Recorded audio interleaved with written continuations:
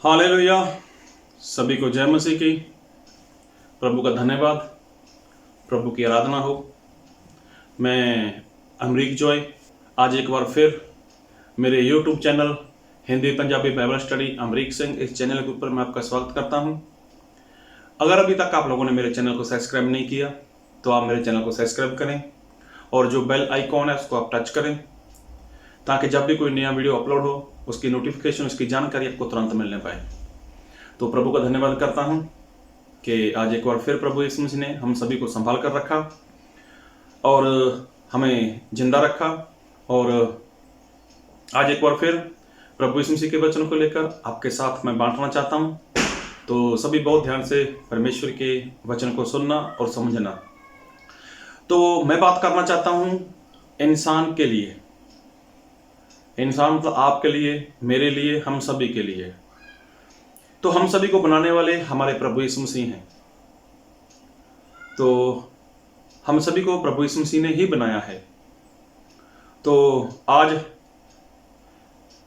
अगर कोई परिवार या परिवार में जब किसी बच्चे का जन्म होता है तो वहां पर लोग खुशी मनाते हैं, या 2 साल बाद, 5 साल बाद, साल के बाद, या फिर उसकी आयु कितनी भी हो जाए तो उसके लिए लोग मतलब उसका बर्थडे विश करते हैं। हैप्पी बर्थडे मतलब जब वो मनाते हैं तो तब कई लोगों को, कई परिवारों को, कई रिश्तेदारों को वो लोग इकट्ठा कर लेते हैं और जो बच्चा रहता है या कोई बड़ा रहता है, जब जो भी हो, उसका हैप्पी बर्थडे वो विश करते हैं। तो मैं ये पूछना चाहता हूँ, क्या हैप्पी बर्थडे, जो किसी इंसान का हैप्पी बर्थडे जिसको बोलते हैं जन्मदिन, क्या किसी इंसान का जन्मदिन मनाना चाहिए? हाँ, देखो बाइबल में नहीं लिखा कि मनाना चाहिए या नहीं मनाना चाहिए, ये तो मैं एक बात कर रहा हूं। क्या किसी इंसान का जन्मदिन मनाना चाहिए? क्या बाइबल में ऐसा कुछ लिखा है कि इंसान का जन्मदिन मनाना चाहिए? परमेश्वर ने जब आदम और हवा को बनाया था तो परमेश्वर ने शुरुआत से ही आदम और हवा के लिए अनंत काल का जीवन रखा था। तो ध्यान से सुनना, परमेश्वर ने आदम और हवा को एक आज्ञा दी थी कि अदन वाटिका में जितने भी पेड़ हैं सभी पेड़ों का आप फल खा सकते हो जो फल देते हैं, लेकिन जो एक पेड़ है जिसको भले और बुरे का नाम दिया गया, उस पेड़ का फल आप लोग मत खाना। अगर तुम लोग उस पेड़ का फल खाओगे, जो भले और बुरे का पेड़ है ना, उसका फल खाओगे तो तुम उस दिन मर जाओगे। तो जानो, सोचो, समझो, अगर आदम और हवा आज तक वो फल ना खाते जो उन लोगों ने खाया और जो परमेश्वर ने मना किया था, तो क्या आदम और हवा मर जाते? अगर वो फल आज तक ना खाते तो वो मरने वाले नहीं थे, कभी नहीं मरने वाले थे। तो देखो, परमेश्वर ने आदम के लिए और उसकी पत्नी के लिए अनंत काल का जीवन शुरुआत से ही रखा था। वो तो उन लोगों ने आज्ञा तोड़ दी और जीवन में पाप आ गया। पाप की वजह से उनका जो अनंत काल का जीवन था वो उनके हाथ से चला गया। तो आज मैं जो बात कर रहा हूं, क्या इंसान का हैप्पी बर्थडे मनाना चाहिए? और परमेश्वर ने ऐसा नहीं बोला कि नहीं मनाना चाहिए, परमेश्वर ने ऐसा भी नहीं बोला कि मनाना चाहिए। लेकिन अभी ये दिसंबर महीना शुरू हो चुका है और क्रिसमस, इन दिनों में मसीही लोग, मसीह को मानने वाले लोग पूरी धूमधाम से वो मनाते हैं और बोलते हैं कि प्रभु यीशु मसीह का उस दिन जन्म हुआ था 25 दिसंबर को। तो देखो, बाइबल में कहीं पर भी ऐसी मतलब कोई वचन नहीं है, कोई आयत नहीं है कि कहीं पर ऐसा लिखा हो कि प्रभु यीशु मसीह का जो जन्म है वो 25 दिसंबर को हुआ था। आप भी बहुत अच्छे से बाइबल पढ़ सकते हो, आपने पढ़ा भी है, सुना भी है। आपके दास लोग, जो परमेश्वर के दास लोग हैं, परमेश्वर के सेवक हैं, उन लोगों ने बहुत बार प्रचार किया है कि 25 दिसंबर प्रभु यीशु मसीह का जन्म नहीं हुआ। चलो, मेरा वो मानना, मैं वो नहीं बोलना चाहता कि मनाना है या नहीं मनाना है। मैं बात करना चाहता हूं कि प्रभु यीशु मसीह ने अपना जो जन्म है, जब प्रभु यीशु मसीह संसार में आए थे तो प्रभु यीशु मसीह के वो जन्म की जो तारीख थी, जिस दिन प्रभु यीशु मसीह मतलब इस संसार में प्रकट हुए थे, जब जिसको बोलते हैं पैदा हुए थे, तब वो तारीख प्रभु यीशु मसीह ने इस बाइबल में क्यों नहीं लिखवाई? क्यों नहीं प्रभु यीशु मसीह ने बोला कि कभी ना कभी साल में एक बार, आधी बार मेरा तो हैप्पी बर्थडे मनवाना? तो उसका कारण ये था कि जो प्रभु यीशु मसीह हैं वो एक इंसान बनकर इस पृथ्वी के ऊपर आए। उनको भूख लगती थी, उनको प्यास लगती थी, उनको नींद आ जाती थी, वो थक जाते थे। जो बातें एक इंसान के अंदर हैं वो सारी बातें प्रभु यीशु मसीह के अंदर थीं। और प्रभु यीशु मसीह अच्छे से जानते थे कि वो पृथ्वी पर जान देने के लिए आए हैं। आत्महत्या नहीं करनी थी, लेकिन जान देने के लिए, ताकि लोगों को जीवन मिले। और वो जीवन मिले जो अनंत काल का जीवन आदम की गलती से, उसके पाप की वजह से इंसान के हाथ से चला गया। तो प्रभु यीशु मसीह ने, वो अच्छे से जानते थे कि मैं पृथ्वी पर आया हूं तो मैं अपनी जान दूंगा। तो देखो, प्रभु यीशु मसीह ने कभी भी नहीं बोला कि मेरा जो जन्मदिन है वो आप लोग मनाओ।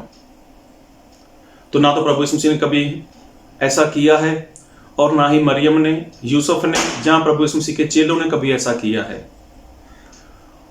उसका कारण था कि अगर कोई इंसान इस धरती के ऊपर पैदा हो जाता है, कोई भी इंसान, तो मान लो किसी इंसान की जो उम्र है उसको 80 साल मिली है। मान लो किसी इंसान को 80 साल की उम्र मिल चुकी है।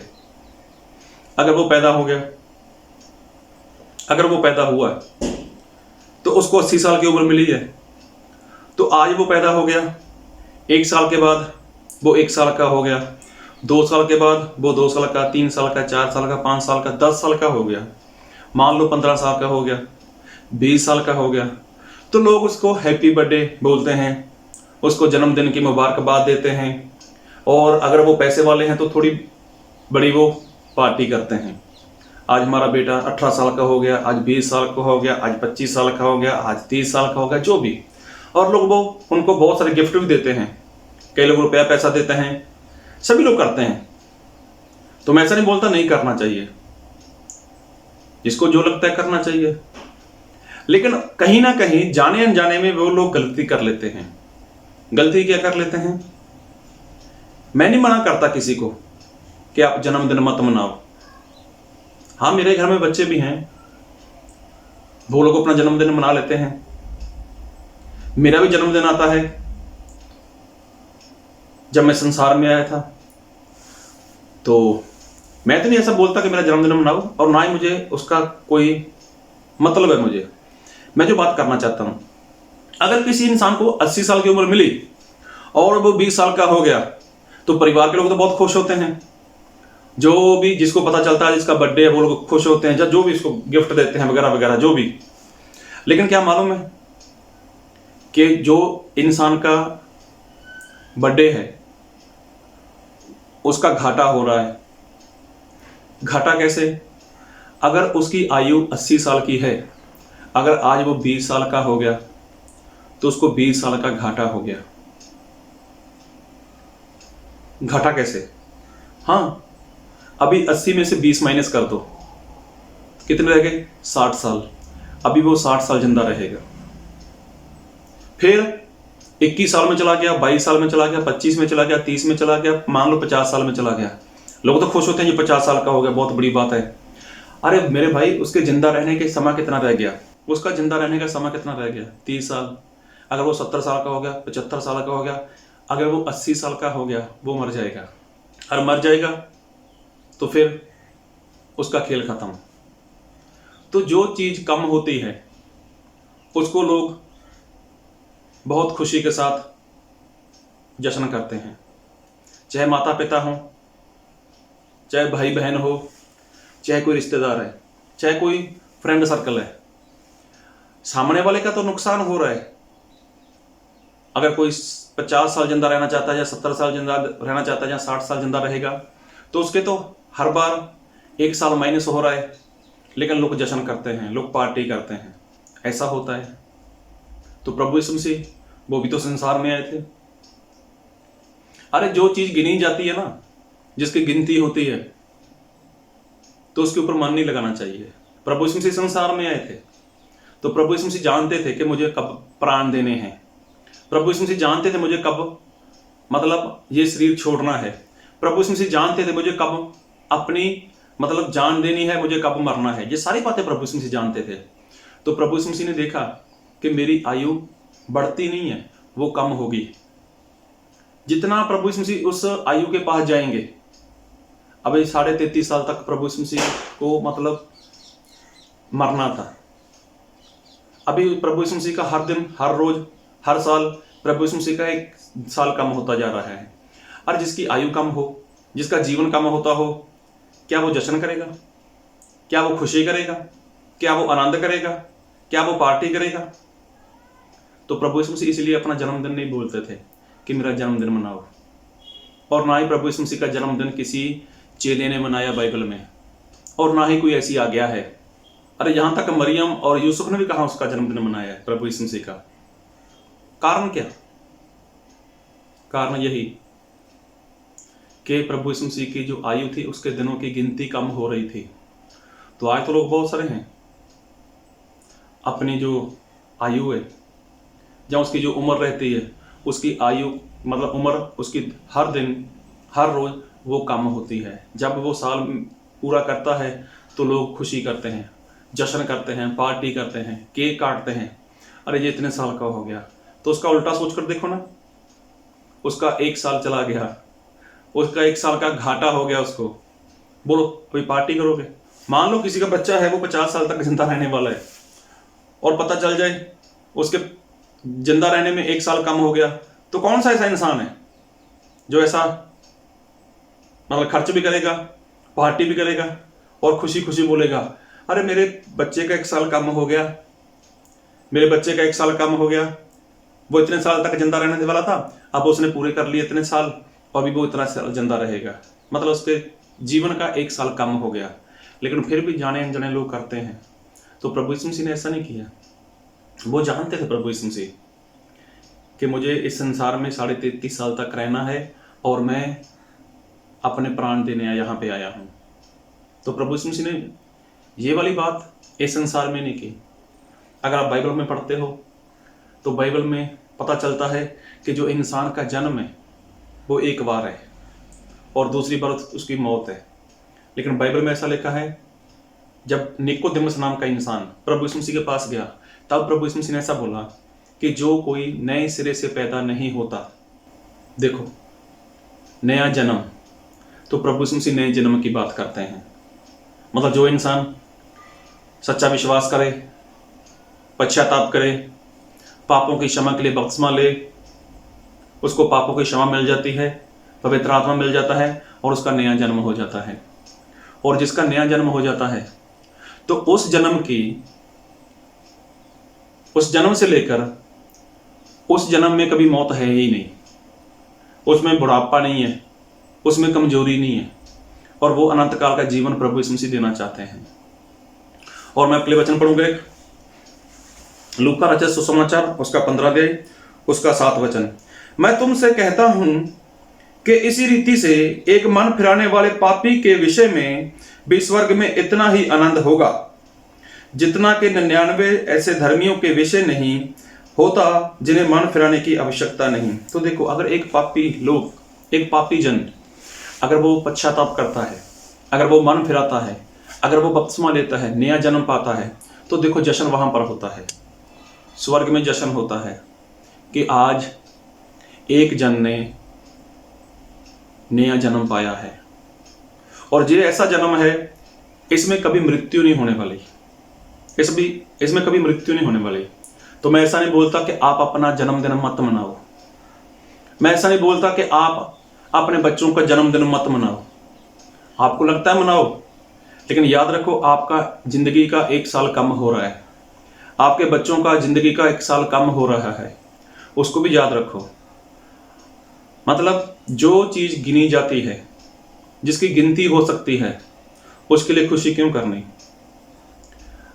कई लोगों के पास रुपया पैसा है, उनकी गिनती करते हैं वो लोग, तो उसके लिए क्या खुश होना। तो जो गिनती नहीं कर सकते, जिसकी गिनती हो ही नहीं सकती, तो उसके लिए खुशी करो, उसके लिए आनंद करो। और प्रभु यीशु मसीह संसार में आए तो प्रभु यीशु मसीह जानते थे कि मुझे 33.5 साल तक इस धरती के ऊपर रहना है और मैं अपने प्राण देकर मैं पिता परमेश्वर के पास चला जाऊंगा। तो प्रभु यीशु मसीह ने देखो कभी भी अपना जन्मदिन नहीं मनाया और ना ही किसी को आज्ञा दी है। तो बाइबल में कहीं पर तो ऐसा है ही नहीं, लेकिन फिर भी लोग उस चीज़ की ओर अपना ज़्यादा खर्च करते हैं, उस चीज़ की ओर ज़्यादा ध्यान देते हैं जो ख़त्म होती है। तो नया जन्म मतलब अनंत काल का जीवन। उस जीवन में कभी भी एंड नहीं है, वो कभी ख़त्म होने वाला नहीं है।